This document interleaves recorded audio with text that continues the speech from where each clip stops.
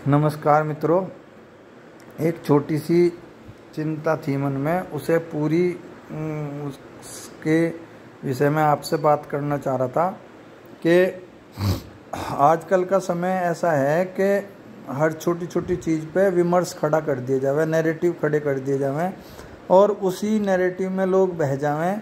और जब बह के उन्हें समझ आवे 6 महीने 1 साल बाद, तो उस टाइम तक राष्ट्रीय स्तर पे धर्म का, राष्ट्र का बहुत बड़ा नुकसान हो गया हो और फिर जो एक हमारे अंदर गलत आदत पड़ेगी कि चलो छोड़ो, वो चीज़ बहुत कष्टकारी हो गया बाद में।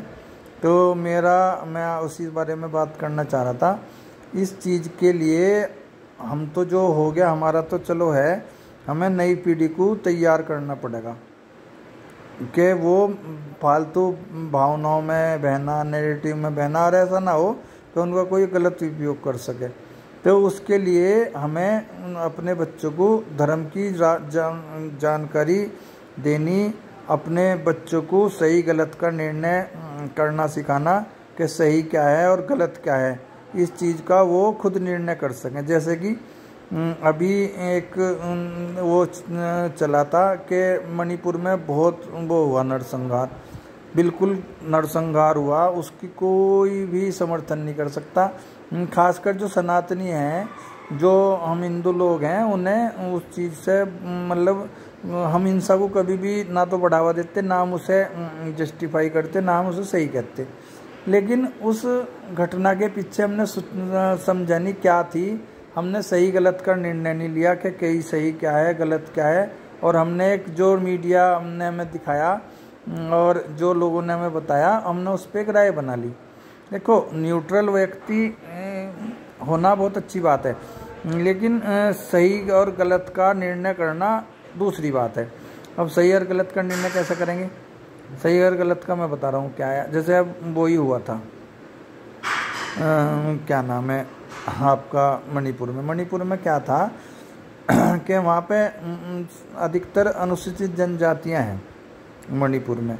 तो जवाहरलाल नेहरू जी के समय में एक कानून लाया गया था कि वहाँ पे जो ईसाई कम्युनिटी थी तो उन्हें शेड्यूल ट्राइब का आरक्षण का अधिकार दे दिया गया था, और उसके बाद से वो उन्हें आरक्षण का लाभ मिलता रहा था, एसटी का। देखो, हमारे देश में एसटी आरक्षण आज भी बहुत बड़ा आरक्षण है। कारण क्या है कि वो हमारे जो भाई हैं, जो भारत का दुर्भाग्य है कि वहाँ तक विकास, शिक्षा बहुत लेट पहुँचे, तो उन्हें वो लाभ नहीं मिल पाए जो उन्हें मिलने चाहिए थे। तो उस चीज़ का, एसटी आरक्षण का मैं बिल्कुल 100% हृदय के अंतरतम गहराइयों से समर्थन करता हूँ।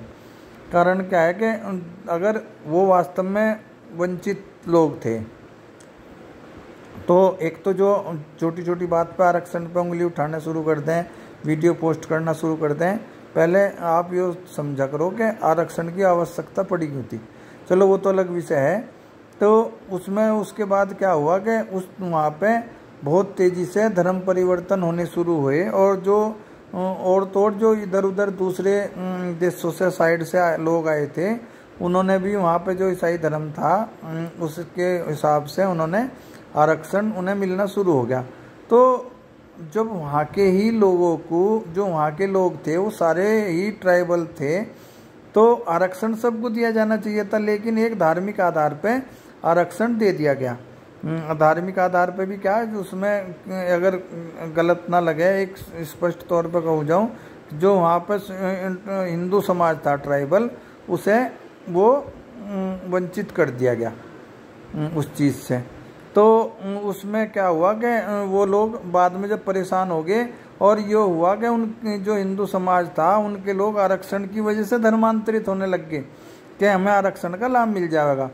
तो जब ये चीज़ें ज़्यादा बढ़ रही होगी, तो उनमें से कुछ लोग जो वास्तव में अपने धर्म को नहीं छोड़ना चाहते थे, अपनी परंपराओं को नहीं छोड़ना चाहते थे, और उन्हें नई पीढ़ी की, आने वाली पीढ़ी की चिंता थी, तो उन्होंने क्या काम किया, वो हाई कोर्ट चले गए। ये किसी पार्टी का निर्णय नहीं था।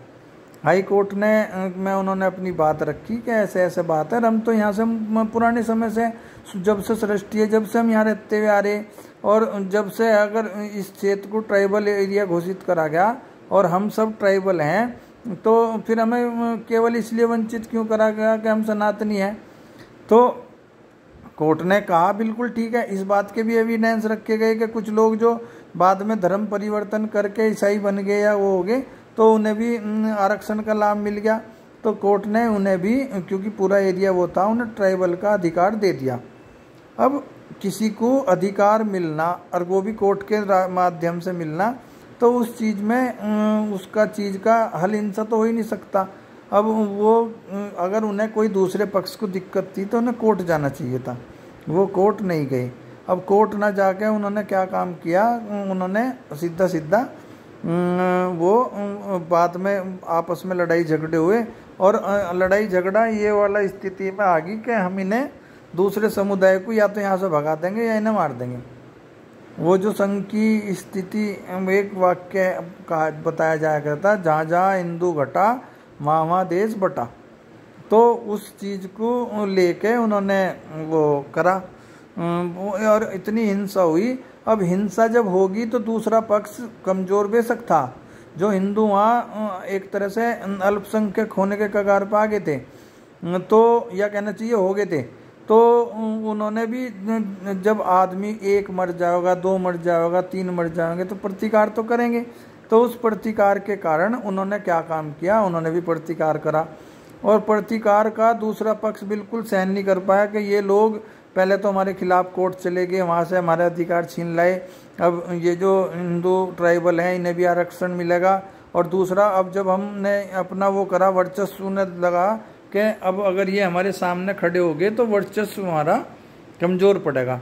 तो इस वजह से उन्होंने उस वर्चस्व की लड़ाई में वो हुआ, और हिंसाएं इस कदर हुई। और आप अगर देखेंगे वहाँ पे क्या नाम है, आप अगर आंकड़ा निकलवा के देखो, अगर आप सब चीज़ मिल जाए गूगल पे, तो आप वहाँ देखो कि वो मोस्ट ऑफ जो मारे गए वो हिंदू ट्राइबल मारे गए, और वो लोग ट्राइबल मारे गए जिन्होंने शांतिपूर्ण ढंग से अपना अधिकार लेने के लिए एक कोर्ट से में केस कर रहा था, और कोर्ट ने उनके पक्ष में आदेश दिया था। वो कोई हिंसा से आरक्षण नहीं मांग रहे थे। और दूसरे पक्ष ने क्या किया, कोर्ट की बजाय सुप्रीम कोर्ट जाना चाहिए था, लेकिन वो चीज़ उन्होंने बर्दाश्त नहीं, उन्होंने लगा कि सुप्रीम कोर्ट भी हम हार जाएंगे। तो उन्होंने दूसरा रास्ता क्या करा, दूसरा रास्ता करा आरक्षण का, वो हिंसा का। हिंसा के बाद उन्होंने वो फिर क्या, फिर पूरे देश में नैरेटिव गढ़े गए, वहाँ पे वो फोटो भेजी गई जहाँ पे वो महिलाएं वो हो रही थी, ये हो रहा था, वो हो रहा था। तो ये नहीं बताया गया कि वास्तविकता क्या थी, बस हिंसा हिंसा हिंसा। अब दूसरा एक पक्ष देखो, दूसरा पक्ष, जितनी हिंसाएं मणिपुर में पूरे उसमें नहीं हुई ना, उससे ज़्यादा हिंसाएं बंगाल में हर साल हुए हैं। लेकिन वो क्यों दबा दी जाए, नंबर एक कारण, बुरा नहीं मानने की जरूरत है उसमें, पहला कारण, वहाँ भाजपा की सरकार नहीं है, वहाँ दूसरे लोगों की सरकार है, जो एंटी भाजपाई लोग हैं उनकी सरकार है। और उनका काम ही क्या है, जब जो नैरेटिव गढ़ना ही वाला होगा, तो एक अगर किसी एक हत्या हो जावे और उसके यहाँ सारे के सारे नेता जाके पड़ जावे कि उनको अब यो आ रहे, अब वो आ रहे, अब यो आ रहे। अब यहाँ जब हिंसाएं हुई और लोग रोज इतने लोग मर रहे, तो अगर ईमानदार है, अगर जमीर जिंदा है, क्यों नहीं कहते कि लो करो वहाँ पे बंगाल में वो राष्ट्रपति शासन। एक बार अगर ईमानदारी से, अगर मरने वाला, अगर ऐसा नहीं है कि हिंदू की कोई वो नहीं होती, जान की कीमत नहीं होती।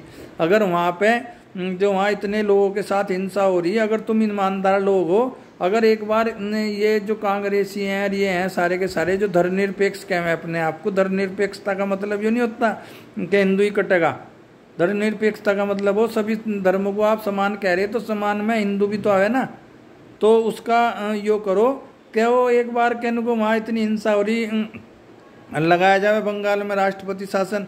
जब उसे लगेगा ममता बनर्जी को कि भाई अब मेरे साथी लोग भी खिलाफ हो गए, वो अपने आप एक्शन लेगी। अगर वहाँ पे हिंसाएं हो रही, लोग मर रहे हैं, तो उसका कारण तो आप लोगों का समर्थन भी है ना।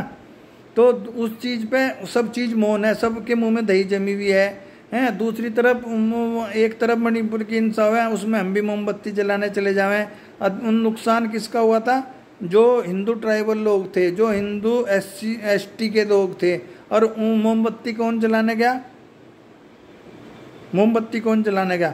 मोमबत्ती वही लोग जलाने गए जो हमारे लोग थे, क्या नाम है, जो अधिकतर ऐसे लोग थे जो ST समुदाय से आए थे और हिंदू थे।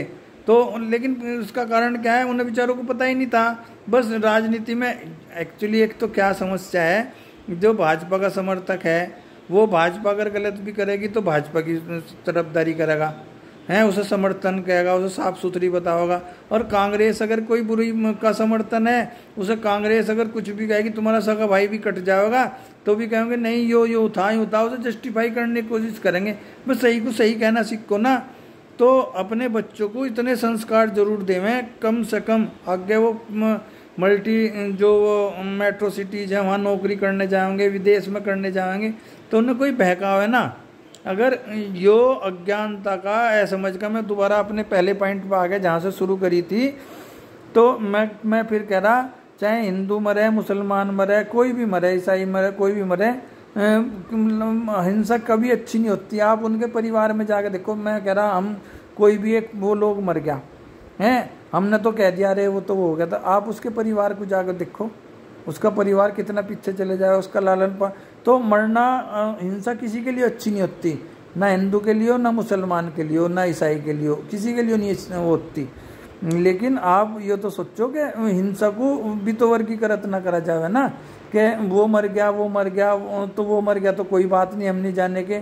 आप एक बात बताओ, संदेश खाली कितने लोग गए हैं मोमबत्ती जलाने? कितने नेता गए? कितनों ने ममता बनर्जी को कहा कि तेरा नेता इतना वो था, कोर्ट तक ने उसे सजा दी? कितने लोगों ने कहा कि ये गलत हुआ? क्योंकि हम समझदार नहीं हैं। अगर ऐसे ही रहा तो वो चीज़ गलत होती जाएंगी। अपने बच्चों को एक संस्कार देवें, अपने बारे में समझावें, अपने पूर्वजों के बारे में समझावें, और उनसे कहें कि जहाँ वोट देनी दो, कहीं भी दो, लेकिन संगठित रहो, संगठन, और अपनी समझ इतनी विस्तृत रखो कि कोई भी अगर समाचार चले, आजकल के टाइम में गूगल है, सब चीज़ें इंटरनेट पे, मीडिया पे दुनिया भर की चीज़ पड़ी, तो उन चीज़ों का पहले अर्थ समझो, उसकी वास्तविकता समझो, और उस वास्तविकता के बाद ही उस रो में बहो। और उससे क्या होगा कि हो सके कि उस चीज़ का आप सही आकलन करने के कारण उस चीज़ के निदान का आप एक हल भी दे सकते हो, और आप जो उसका अच्छा हल निकले, एक शांतिपूर्ण हल निकले, उसके आप भागीदार हो। इतने ज़्यादा जो हर टाइम जो 3-3, 4-4 घंटे दिन में रील देखने में लगावें, तो थोड़ा सा अपने देश की वास्तु स्थिति के बारे में समझें, अपने बच्चों को समझावें। हो सके कल को इन्हीं सब चीज़ों की वो चीज़ सीख के, सामयिक चीज़ों को समझ के बच्चा आगे भविष्य में कामयाब इंसान बने। नमस्कार।